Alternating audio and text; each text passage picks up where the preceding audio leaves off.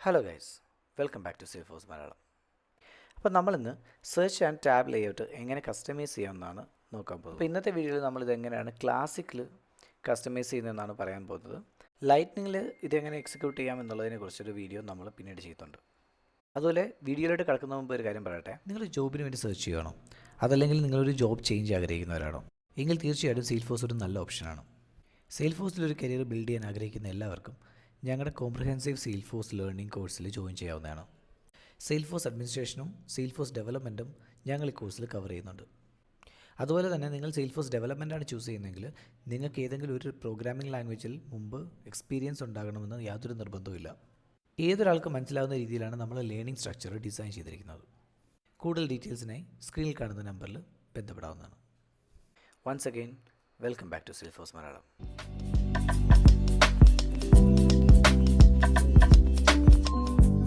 ഇപ്പോൾ നമ്മളിപ്പോൾ ഉള്ളത് ഓർഗനൈസേഷൻ എന്ന് പറയുന്ന ഈ ഒരു കസ്റ്റം ഒബ്ജക്ട്സിനകത്താണ്. ഇപ്പോൾ ഇവിടെ നോക്കിക്കഴിഞ്ഞാൽ നമുക്ക് ഇതിനകത്തുള്ള റെക്കോർഡ്സ് കാണാം, പക്ഷേ ആ റെക്കോർഡിൻ്റെ പേര് മാത്രമേ ഇപ്പം വിസിബിൾ ആയിട്ടുള്ളൂ.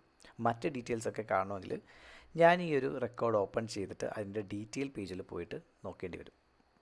അതുപോലെ തന്നെ എനിക്ക് ഈ ഒരു റെക്കോർഡ് ഗ്ലോബലി സെർച്ച് ചെയ്ത് നോക്കാൻ പറ്റും. അത് ഞാൻ ഈ റെക്കോർഡിൻ്റെ പേര് കോപ്പി ചെയ്തിട്ട് ഇവിടെ മുകളിലുള്ള ഈ ഗ്ലോബൽ സെർച്ച് ബോക്സിൽ ഞാനിത് സെർച്ച് ചെയ്ത് നോക്കുകയാണെങ്കിൽ ഇതേ പേരിലുള്ള എല്ലാ റെക്കോർഡ്സുകളും എനിക്കിവിടെ വിസിബിൾ ആയിരിക്കും.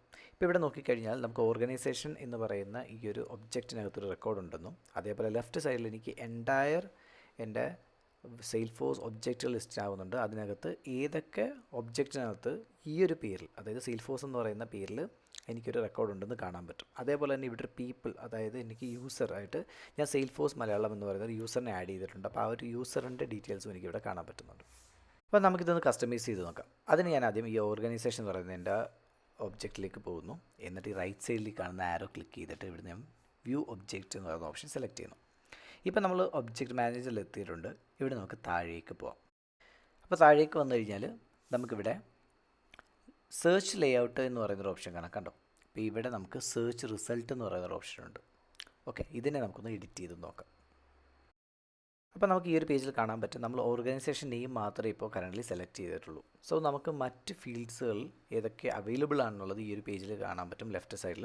ഇതിൽ നമുക്ക് കുറച്ച് ഫീൽഡ്സിനെ ആഡ് ചെയ്യാം. ഞാനിവിടെ ഇൻഡസ്ട്രി ടൈപ്പ് ആഡ് ചെയ്തു. അതേപോലെ തന്നെ മറ്റൊരു ഫീൽഡും കൂടെ നമുക്ക് ആഡ് ചെയ്യാം. ഫോർ എക്സാമ്പിൾ ഞാൻ ക്രിയേറ്റഡ് ബൈ എന്ന് പറയുന്ന ഈ ഒരു ഫീൽഡും കൂടി ആഡ് ചെയ്തു. ഓക്കെ, അതേപോലെ നമുക്കിതിനെ റീഅറേഞ്ച് ചെയ്യാൻ പറ്റും. മെയിനാണെങ്കിൽ നമുക്ക് ഈ ക്രിയേറ്റഡ് ബൈ എന്ന് പറയുന്ന ഫീൽഡിനെ മുകളിലോട്ടോ താഴോട്ടോ ഒക്കെ നമുക്ക് റീഅറേഞ്ച് ചെയ്യാൻ സാധിക്കും. ഓക്കെ, ദെൻ നമുക്കിതൊന്ന് സേവ് ചെയ്യാം. ഇപ്പം ഞാൻ ഈ സെയിൽഫോഴ്സ് എന്ന റെക്കോർഡ് ഇവിടെ നിന്ന് സെർച്ച് ചെയ്ത് നോക്കാം. വീണ്ടും എഗെയിൻ സെയിൽഫോഴ്സ് എന്ന് ടൈപ്പ് ചെയ്തു. എഗെയിൻ നമുക്ക് സെർച്ച് ചെയ്താൽ ഇപ്പോൾ കണ്ടില്ലേ, നമ്മൾ ഓർഗനൈസേഷൻ എന്ന് പറയുന്ന ഈ ഒരു ഒബ്ജക്റ്റിനകത്ത് നേരത്തെ കൊടുത്തിരുന്ന പേര് കൂടാതെ നമ്മൾ ആഡ് ചെയ്തേക്കുന്ന ഇൻഡസ്ട്രി ടൈപ്പ് എന്ന് പറയുന്ന ഫീൽഡും ക്രിയേറ്റഡ് ബൈ എന്ന് പറയുന്ന ഫീൽഡും കൂടി നമുക്കിതിൽ കാണാൻ പറ്റും. സോ നമുക്ക് ഇഷ്ടപ്പെട്ട ഫീൽഡ് ഏതൊക്കെ ഫീൽഡുകൾ ഈ സെർച്ച് റിസൾട്ട് വിസിബിൾ ആയിരിക്കണം എന്നുള്ളത് നമുക്ക് ഇവിടുന്ന് തീരുമാനിക്കാൻ പറ്റും. അതേപോലെ നമ്മളിപ്പം ബാക്ക് ടു ഓർഗനൈസേഷൻ എന്ന് പറയുന്ന ഒബ്ജക്റ്റിലേക്ക് പോയി കഴിഞ്ഞാൽ നമുക്കിവിടെ കാണാം റീസെൻറ്റ് ഓർഗനൈസേഷനകത്ത് നമ്മൾ റെക്കോർഡിൻ്റെ പേര് മാത്രമേ ഇപ്പം വിസിബിൾ ആയിട്ടുള്ളൂ. ഇവിടെ നമുക്ക് നേരത്തെ ചെയ്ത പോലെ മൾട്ടിപ്പിൾ ഫീൽഡ്സ് ആഡ് ചെയ്യാൻ സാധിക്കും. അതിനായിട്ട് നമുക്ക് ഈ ഒരു ആരോ മാർക്ക് വീണ്ടും ക്ലിക്ക് ചെയ്യാം.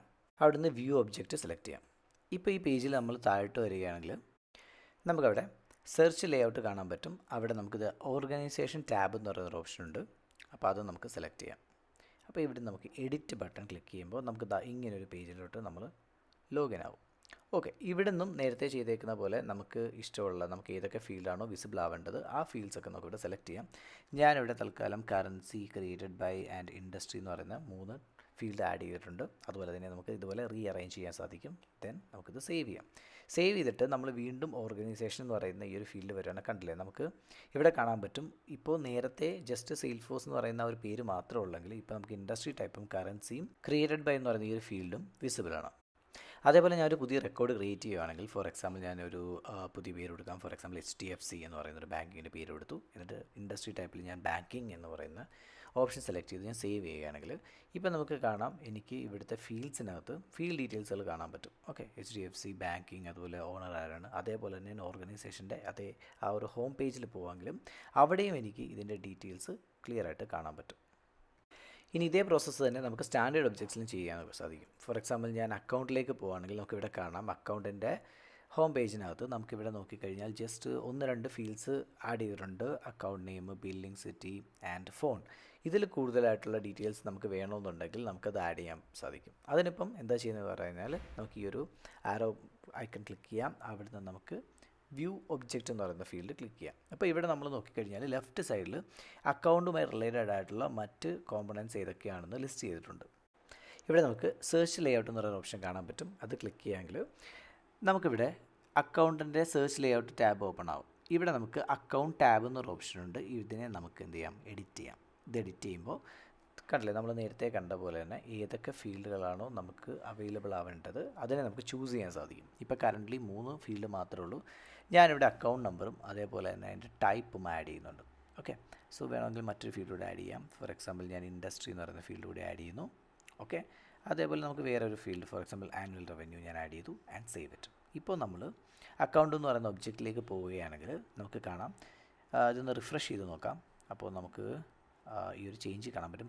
Account name, billing city, phone, account number തുടങ്ങിയ എല്ലാ ഡീറ്റെയിൽസും നമുക്ക് കാണാൻ പറ്റും. പക്ഷേ ഇതിനകത്ത് ഇപ്പം വാല്യൂസ് ഒന്നും ഈ ഒരു റെക്കോർഡിൽ ആഡ് ചെയ്തിട്ടില്ലാത്തതുകൊണ്ടാണ് അത് വിസിബിൾ ആവാത്തത്.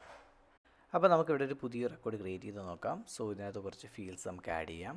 റേറ്റിംഗ്, അതുപോലെ തന്നെ ബില്ലിംഗ് സിറ്റി ആഡ് ചെയ്യാം, അതേപോലെ നമുക്ക് ഫോൺ നമ്പർ ആഡ് ചെയ്യാം, ദെൻ ടൈപ്പ് ആഡ് ചെയ്യാം. ഓക്കെ ഫൈൻ, നമുക്ക് സേവ് ചെയ്തേക്കാം. ഇപ്പം നമ്മൾ അക്കൗണ്ട്സിലേക്ക് വന്നു കഴിഞ്ഞാൽ ഇവിടെ ക്ലിക്ക് ചെയ്താൽ കണ്ടോ, നമ്മൾ ആഡ് ചെയ്തേക്കുന്ന ഫുൾ ഡീറ്റെയിൽസ് നമുക്ക് ഈ ഒരു ഫ്രണ്ട് പേജിൽ തന്നെ കാണാൻ പറ്റും. അപ്പോൾ നമുക്കിനി ഒരു സെർച്ച് ഫിൽറ്റർ എങ്ങനെ ആഡ് ചെയ്യാമെന്ന് നോക്കാം. അതിന് ഞാൻ ഈ ഒരു ഓർഗനൈസേഷൻ എന്ന് പറയുന്ന ഒബ്ജക്റ്റിലേക്ക് പോകുന്നു. ഇവിടെ നിന്ന് ആരോ മാർക്ക് ക്ലിക്ക് ചെയ്തിട്ട് നമുക്ക് വ്യൂ ഒബ്ജക്റ്റ് എന്ന് പറയുന്ന ഓപ്ഷൻ സെലക്ട് ചെയ്യാം. ഓക്കെ, ഇവിടെ നമ്മൾ താഴോട്ട് വരികയാണെങ്കിൽ സെർച്ച് ലേഔട്ട് ഓപ്ഷനകത്ത് നമുക്ക് സെർച്ച് ഫിൽറ്റർ ഫീൽഡ് എന്ന് പറയുന്ന ഓപ്ഷൻ കാണാൻ പറ്റും. നമുക്കത് എഡിറ്റ് ചെയ്യാം.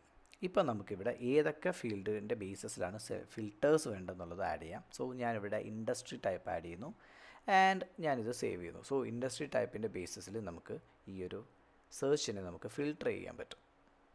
ഇനി ഇവിടെ ഞാൻ HDFC എന്ന് സെർച്ച് ചെയ്യുകയാണെങ്കിൽ നമുക്ക് കാണാൻ പറ്റും, നമുക്ക് അക്കൗണ്ടിനകത്തൊരു റെക്കോർഡുണ്ട്, അതേപോലെ ഒരു കോൺടാക്റ്റിനകത്ത് അതേ റെക്കോർഡുണ്ട്, അതേപോലെ തന്നെ ഓർഗനൈസേഷനകത്ത് റെക്കോർഡുണ്ട്.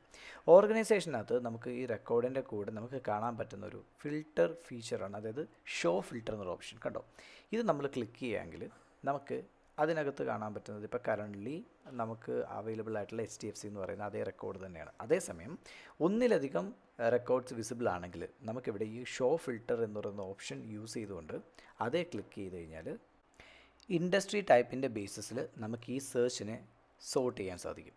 ഇവിടെ ഞാൻ ബാങ്കിങ്ങിൽ നിന്ന് സെർച്ച് ചെയ്ത് കഴിഞ്ഞാൽ ഈ റെക്കോർഡ് എനിക്ക് വിസിബിൾ ആയിരിക്കും. പക്ഷേ അതേസമയം ബാങ്കിങ് മാറ്റി ഞാൻ മറ്റേതെങ്കിലും ഒരു ഇൻഡസ്ട്രി ടൈപ്പാണ് സെലക്ട് ചെയ്യുന്നതെങ്കിൽ എനിക്ക് റെക്കോർഡുകളൊന്നും തന്നെ വിസിബിൾ ആകുന്നില്ല.